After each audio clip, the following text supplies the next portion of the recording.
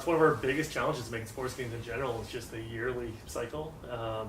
Every September we know the next version of NHL is going to come out. So while we're super excited about the launch of NHL 19, we're already in preparations for the next version of the game. So if you dial back to the launch of NHL 18, we start in the summertime thinking about pre-production, thinking about the concepts for NHL 19. We take the feedback from fans based on NHL 18. We have our own ideas that didn't make it into NHL 18 because of our time limitations, and we kind of conceptualize what we want the product to be. And then we usually use up until about Christmas time to kind of lock in the ideas, lock in the plan, make sure we have a project plan to actually execute against it, and then we'll develop the game, and then we'll pretty much have to be done with all the content on disc by about July or so, and it goes to Sony and Microsoft for their stamp of approval. We start printing disc, and we start doing some media, start talking about the game like we're doing right now. At the same time, we're working on the next version of it, so it's a year-round cycle. Yeah, it's a great new way to get into the NHL franchise if you haven't played before. It's a mode where you create yourself. It's all about you as a creative character.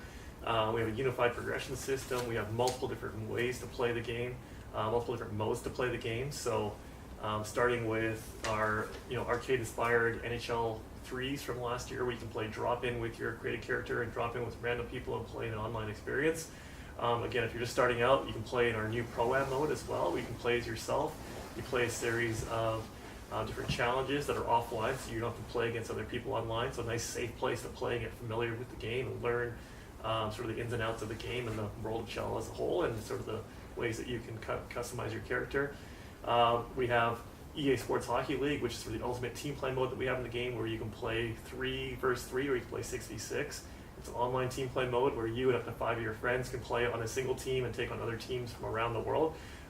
Great, fun, social competition. And our new mode, Outdoor 1. So again, another kind of fun, casual way to get in play. It's a new mode that's played outdoors, 1v1v1. Like you're playing on a pond. It's every man for himself, score as many goals as you can in 3 minutes, and if you win, you advance to the next tier rink. You try and win as many as you can, get to the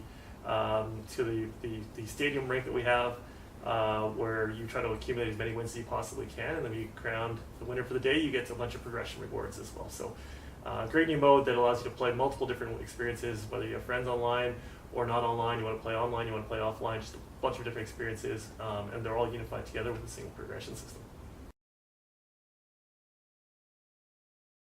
So it's a great question.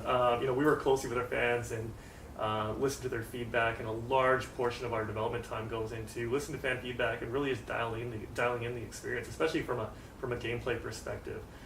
We spent a lot of time this year on fixing our puck pickups and touching our shooting and our passing and our AI on offense and on defense, and just to really dial in the gameplay experience on top of sort of the bigger two technologies that we introduced.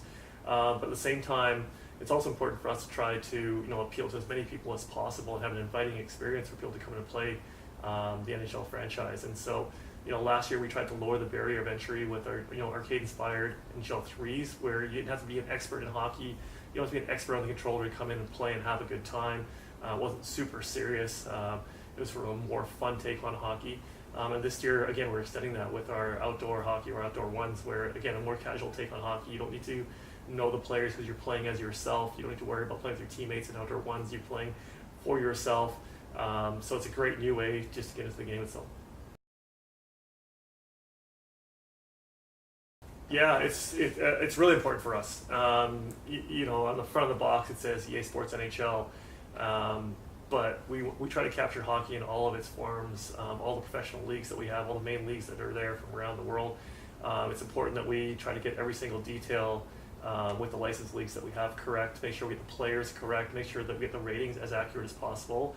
And not only for relative to one another with the other players and teams in the leagues, like the Swedish League as an example, but because you can move players around fairly freely in our game, it's important that if you take the best player from the Swedish Elite League and you drop them into the NHL, that the ratings carry over and we don't have to do adjustments on the back end and things like that. So it's a massive process for us to get all the ratings right relative to one another for all the leagues and all the players that we have in our game.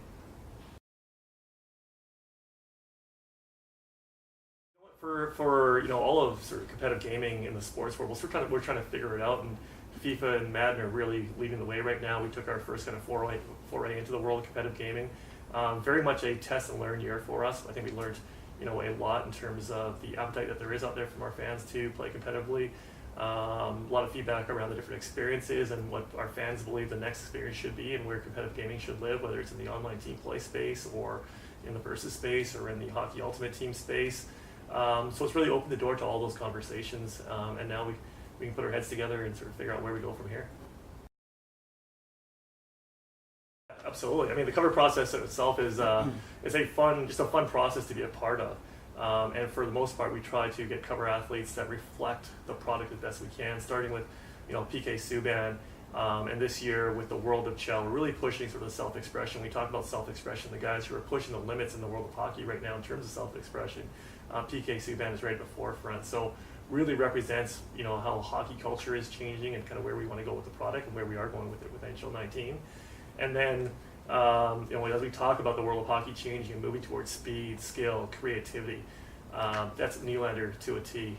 Every single night, the moves that he's pulling off on the ice, the dangles, the speed, just the package that he has, the skillful package that he has, makes him the perfect cover athlete. And then, not only is Sweden a big market for us, Toronto is also a big market where he's playing, so it kind of captures both there, which is great. And then, again, when we talk about those young superstars in the league with Patrick Laine, with his size and his skill and his shot, again, just kind of captures sort of the way that hockey's trending these days.